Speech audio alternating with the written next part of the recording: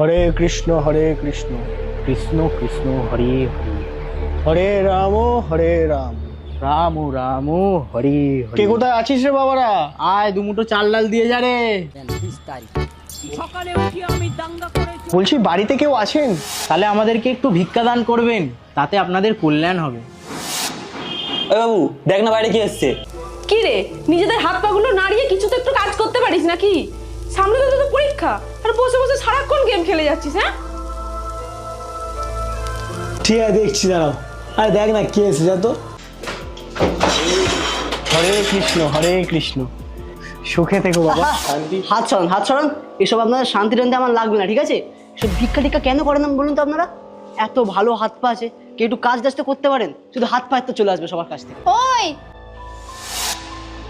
তারা তো এদেরকে এমন করে বলছে যেন আমাদের এই ভালো অবস্থা ওদের জন্য হয়েছে। গেটটা বন্ধ